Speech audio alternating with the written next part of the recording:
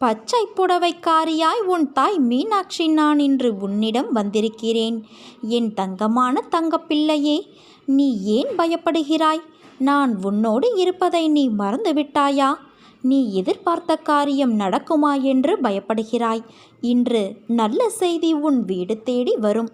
உன்னை கெடுக்க பலர் இருந்தாலும் அதே இடத்தில் உனக்காக ஒருவனை நான் நிறுத்துவேன். எனது தீவிர பக்தனை ஒருபோதும் நான் நிலை குலைய விட மாட்டேன். எந்த ரூபத்திலும் வந்து 1000 கரம் கொண்டு காப்பேன். நீ நம்பிக்கையோடு இரு.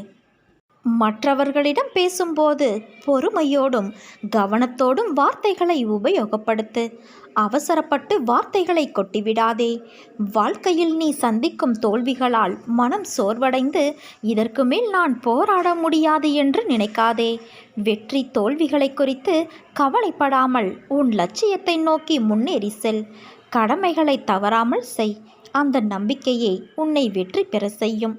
ஒரு காரியத்தை செய்யும் முன் என்ன செய்கிறோம், எதற்காக செய்கிறோம் என்ற தெளிவோடு செய்தால் அதில் நீ தோல்வியேயுற்றாலும் அது உனக்கு ஒரு பொருட்டாக இருக்காது. அந்த அனுபவமே உனக்கு மீண்டும் அந்த செயலில் முயற்சித்து வெற்றி பெற இலகுவாக அமையும். இவ்வுலகில் எவரும் எல்லாவற்றிலும் சரியான செயல்பாடோடு இருக்கும் உடலோ மனமோ இல்லை. அந்த வகையில் அனைவரும் ஒரு விதத்தில் ஊனமுற்றவர்கள்தான். மற்றவர்கள் உன் ஊனத்தை குறை கூறுவதை கேட்டு வருந்தாதே. அவர்களும் ஏதோ ஒரு வகையில் ஊனமுற்றவர்கள்தான். எது உன் கடமையோ அதை ஆனந்தமாய் விரும்பி பிரியமோடு செய். அப்போதுதான் உனக்கே ஓர் உத்வேகம் இருக்கும். வாழ்விலும் வெற்றிகள் குவியும். வாழ்க்கையில் நிகழும் அனைத்து இன்பமோ துன்பமோ எல்லாம் எப்படி எடுத்துக்கொள்கிறோம் என்பதை பொறுத்துதான் வாழ்க்கையின் நினைவுகள் அமையும். துன்பம் என்று சொல்லிக்கொண்டே இருந்தால் அது தன்னால் விலகுமா என்றால் இல்லை. அதை அனுபவித்து அதை எதிர்நோக்கி கடந்து வந்துதான் ஆக வேண்டும். எல்லாம் நீ எடுக்கின்ற மனப்பக்குவத்தில்தான் அமைந்துள்ளது. உன் இன்பமும் துன்பமும். அடிபட்டால் வலிக்கும் என்று தெரியும். அடிபட்டவுடன் நீ அழுகின்றாய். உன் மனதில் வலிக்கிறது என்ற உணர்வு தோன்றியதும் உன் கண் கலங்குமல்லவா?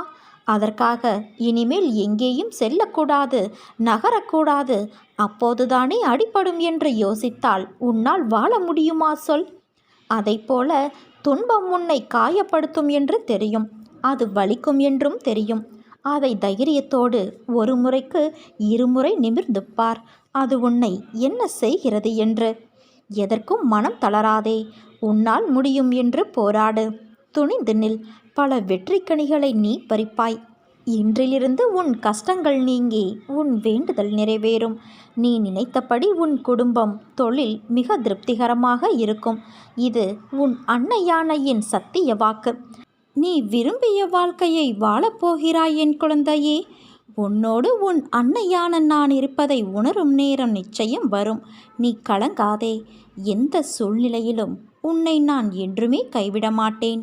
என் மீது நம்பிக்கையோடு இரு. எதுவும் இங்கே முடிந்து போவதும் இல்லை. எதுவும் எப்போதும் தொடரப்போவதும் இல்லை. உன் நேர்மறையான எண்ணங்களுக்கு ஏற்ப, நேர்மறையான செயல்களுக்கு ஏற்ப உன் வாழ்வில் நல்ல மாற்றங்கள் நிச்சயம் தொடரும்.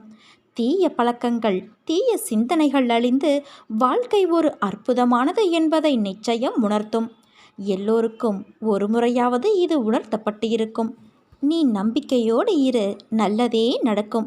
உன் மீனாட்சி தாய் நான் உன்னோடு இருக்கும்போது கவலை எதற்கு உனக்கு?